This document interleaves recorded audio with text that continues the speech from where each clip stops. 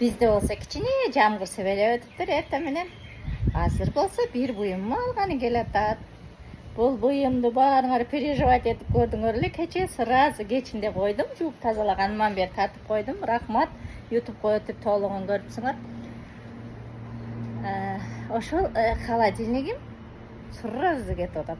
Кече эле бирөө жазган, бирок суббота алып кетейин деп. Так. Воскресенье алып кетейин. Sunday воскресенье болот, а?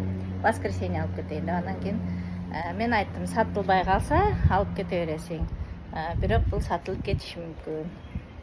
Мен анча узак күтпөйм деп жазып койдум эле.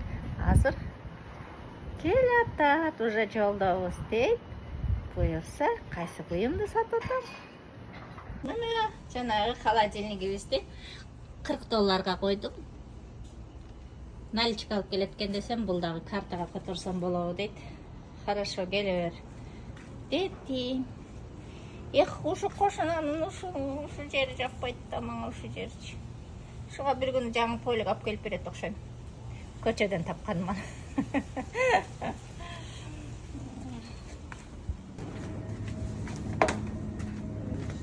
Alıp çönödük geliptir. Beş kaçay.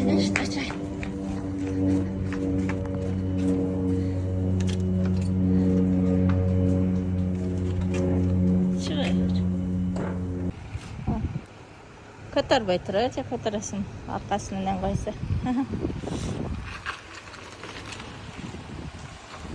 Geldi.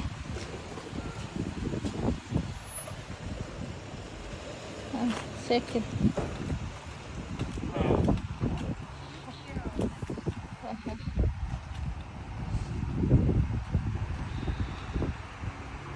Buyursa satıldı $40. Азыр кирип эсептейбиз канча кылып койдук экен. Бүгүн Американын бардык штаттарында протесттер болуп атат дейт Трампка каршы. Туурабы? Башка жактагы биздин Америкада жашаган кыргыз боордошторум жаза кеткиле, силерде тынч элеби? Кайсы штаттасыңар? Бизде Гавайиде тынч эле. Аллахым ар бириңерди колдосун, коргосун. Мен болсо кайра эле ушу благотворительный ишим. Мен ушинтип акча жөнөткөнүм оңойго турбайт мага. Себеби мунун ар бир копейкасынан налог төлөшүм керек. Себеби азыр бир кыз жазып калды эле, ошо налоговойдо 5 жыл иштеген экен. Эже этият болуңуз деп, этият болуң деп. Ошондой.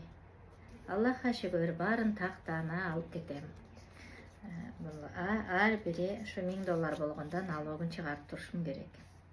Мына ошентип бизде $40 не саттым эле? $40 жана сууну бир жагынан ысытып, бир жагынан муздатып берет го. Ошондой нерсе саткам, атын унутуп калам, капа болбойсуңар. Ошону сатканмын $40. $40 болсо азыр жанагы мини холодильникти саттым. Мына ошону менен $80. Анан кечеги Эйфелева башнянын картинкасына мынтип $3 тыйын берип кеткен. Мына ошону менен бизде уже $83 болуп калды. Буюрса дагы $20 кыла койсом, отправкасына $5 комиссия алат, $100 $5 комиссия алат. Мына ошонусу менен биздики жетип калат экен. Менин YouTube каналымды өтүп толугун көрүп жатканыңарга мен аябай кубанычтамын. Себеби Instagramда толук оюң айтып бүтпөйт экенсиң, кыска кылып тартып калат экенсиң да, анан суроолор көп жаралып, түшүнүксүз суроолор пайда болуп калат экен. Менин подписчиктеримдин арасында ошон үчүн толугураак тартыш үчүн YouTube канал дагы ачтым. YouTube канал ачышымдын максаты дагы, мен айттым го силерге, мен бир нерсени пландап атам, бир ишти баштайын деп турам, бөлүшөм деп. Ошол YouTube каналым эле. Ал жакта дагы чоңураак возможность көрүп калдым кайрымдуулук кылганга. Мына ошого силердин жардам сураганмын. Ошол жака өтүп подписация кылып, жакшы лайктардан басып турсаңар, менин кайрымдуулук ишим дагы чоңураак миллионерга айланат деген үмүттөмүн. Эми буюрса 1000 подписчиктен өтүппүз. Рахмат. 1,5 миңге жетейин деп калыппыз. Силердин колдоп атканыңарга. Бирок просмотрубуздун сааты 4000 саат болуш керек экен. Монетизация жакып өтүшүбүз үчүн. Аныкы 2,5 миң саат эле болуптур. Ошон үчүн мен сүйлөп атсам дагы телефонуңарды коюп өзүңөр уккуңар келбесе дагы кете берсиңер, чтобы просмотрдун сааты толук чыксын. Мына ошондон монетизациядан чыккан акчанын дагы жарымын, налог төккөндөн сырткары, конечно, жарымын дагы ушу кайрымдуулукка жөнөтүштү, чечтим. Кандай акча чыгат, кандай болот аны билбейм. Мына 1 айдын азыр 4000 саатты толуктасак, анан монетизацияга жол ачылса, ошондон кийин анан 1 ай убакыт эсептейбиз дагы. Ошо 1 айда чыгарса керек монетизациянын акчасын. Мына ошондо анан эсептейбиз. Мен ачыктан ачып көрсөтөм силерге. Канчасын жөнөтөм, кандай болду, $100 болдубу, $1000 болдубу, анан көрөбүз, кызыкты. Силер канчалык кызыктуу кылып ошо көрүп, рекомендацияларды басып, лайктарды басып турсаңар, YouTube ошончолук тезирээк продвигать этет экен. Мына ошондой бирөө жазыптыр. Ошентип акча кылып алайын деп атасыңбы деп. Мен бирөөнү алдап аткан жокмун. Бирөөнү алып келип зордоп видеоңу тартып мага бер деп мен жүктөп аткан жокмун. Баары эле өзүмдүн мээнетим, силердин колдооңор. Мына ошон менен тезирээк монетизацияга жетсем, ошол жактан да чоңураак кайрымдуулук бар экенин көрүп калган үчүн эле кылып атам. Анан ушундай көрө албагандарга айтарым, сен эгерде бирөө жакшы иш кылып атса, сен ошону кайра жакшы көрүп кара. Сен аны кызганба. Хоть кошунаң байып кетип аткан болсо да кызганба, кайра ой молодец деп аны кубатта, ушундай жакшы көрүп кара анын байлыгын. Ошондо сага келет. А сен деп жаман көрүп атсаң, сенден байлык качат, түртүлөт. Ишенесиңерби?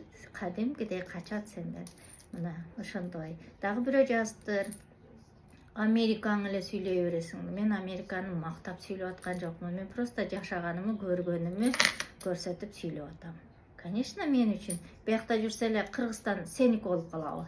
Кыргызстан меники дагы, менин жүрөгүм Кыргызстанда калган. Кыргызстан үчүн күйөм. Мына ушул акчаларды көчөдө бомждарга берип койсом болот? Жок. Мен кыргызыма жөнөтөм. Кыргызымын муктажына жөнөтөм. Мына ошондой көрө албастыкты кетиргенде анан жакшы болот. Американы мактап, Американы антип, биздин Кыргызстан деле жакшы. Кыргызстан ким жаман деп атат? Цивилизация деген баары жакка тең келет. Мына биздеги үйлөрдү ушундай башка Америкадан көрүп салбай анан кийин кактан салат элек. Мына ошолордун баардыгы бири-бирибизди көрүп кылып атканыбыз болот. Ошон үчүн башка бирөөнүн эмгегин жакшы көрүп карашты үйрөнүшүбүз керек. Ошондой тыйындын звондору менен мен ушул бөлүгүмдү аяктайм. Силерге чоң рахмат. Дагы бүгүн ушул $100 толуктай беришке аракет кылам. Кыргызстан силер тургуча уже видео жүктөп коем, буюрса кетип атат $100 деп.